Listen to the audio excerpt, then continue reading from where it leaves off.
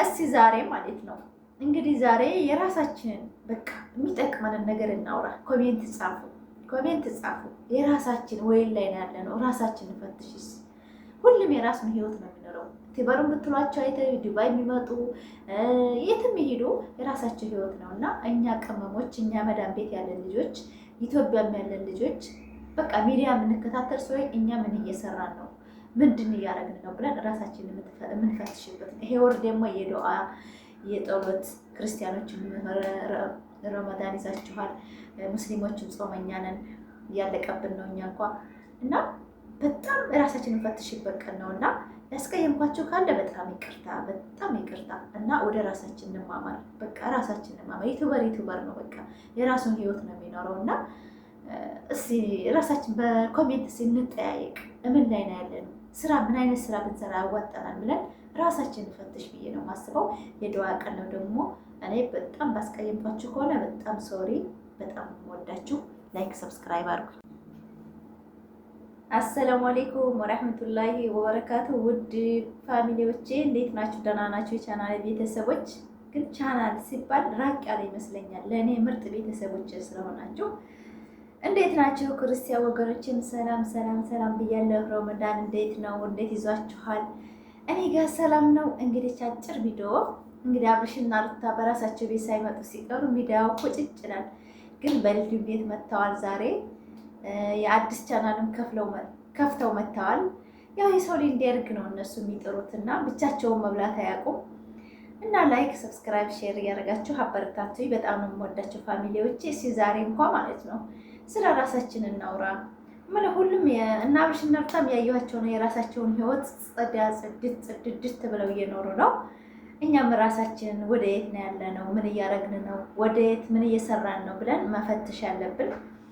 ውድ የኔ ቻናሌ ቤተሰቦቼ ማለት ለሰው ልጅ ብቻ ነው መስዋዕት የምንከፍለው እንጂ ለራሳችን ምን እያደረግን ነው ብለን መጠያየቅ አለብን። መዳም ቤት ሆነን እኛ አሁን ብዙ ነገሮች ይዛባብናል። የምናስበው በድሮ ስታይል በኢትዮጵያ ስታይል ነው የምናስበው። የድሮ ስታይል የለም። ዛሬ ሰውና ሰው ተጨካክኗል።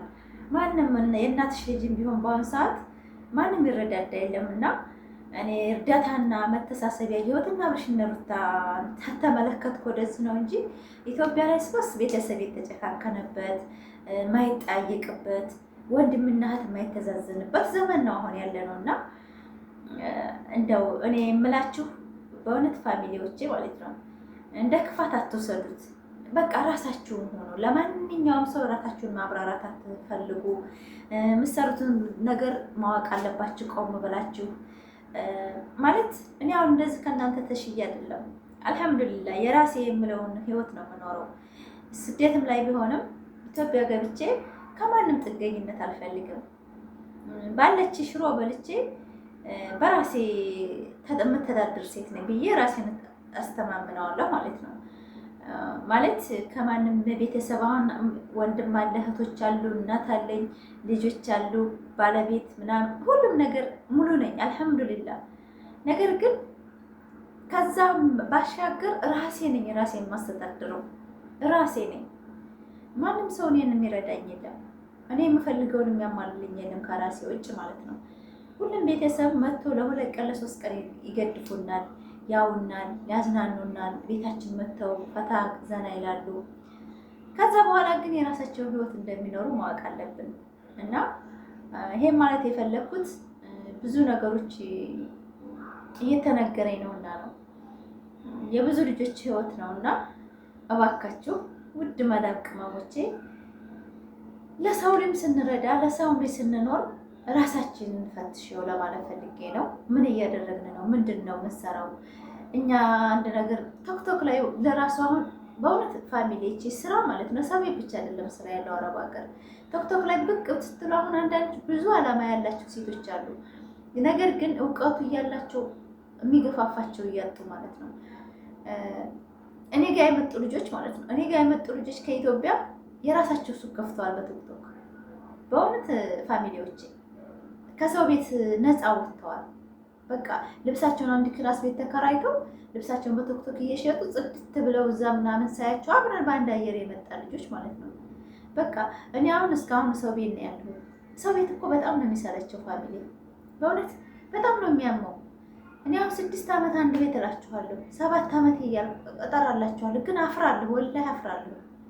ማለት ወጥቼ መስራት ማቅቶኝ አይደለም፣ እንደ ሰው ሱቅ ምናምን መክፈት አቅቶኝ አይደለም፣ ግን የጀመርኩት ነገር ይቋረጥብኛል ብዬ አላማዬን አስተካክላለሁ እያልኩ ነው ዛሬ ነገ እያልኩ ያለሁት ማለት ነው። ነገር ግን ብዙዎቻችሁ አሁን ገንዘብ ይዛችሁ ሰው ቤትን ብቻ እንድቻርጋችሁ የያዛችሁ ነገር አላችሁ። ማለትም መስራት ትችላላችሁ፣ ወጣችሁ ራሳችሁን ፈታ አድርጋችሁ። ይሄ ስደትም ቢሆን ላይፍ ነው፣ ኢትዮጵያን ብትገቡ ላይፍ ነው። የኛ ላይፋችን በምንኖርበት ቦታ ላይ የራሳችንን ላይፍ ነው ማካሄድ ያለብን፣ የማንንም ላይፍ አይደለም ማካሄድ ያለብን። በቃ ባለንበት ቦታ ሰዎች ጋር ተመካክረንም ሆነ በራሳችንም ቢሆን በድፍረት ከሰው ቤት መውጣት አለብን ብዬ አስባለሁ። ማለት እኔ አሁን የስደት በቃኝ አልሐምዱሊላህ፣ የምፈልገው ነገር አለ ብዬ አላስብም ከስደት ከሀወዳ ነኝ። ነገር ግን ከሀወዳ የምጨምር ከሆነ እውነት የግሌ ስራ ነው መስራት የምፈልገው። የግሌ በቲክቶክም ቢሆን በላይ እንደዚህ በሚዲያ ላይ የራሴን ስራ መስራት የምፈልገው። ማንም ሰው እንዲያቆመኝ አልፈልግም። እና ብዙዎቻችሁ መስራት ትፈልጋላችሁ እና ግን ድፍረት የላችሁም። ያንን ድፍረት ደግሞ ማንም ሰው እንዲያግዛችሁ አትፈልጉ።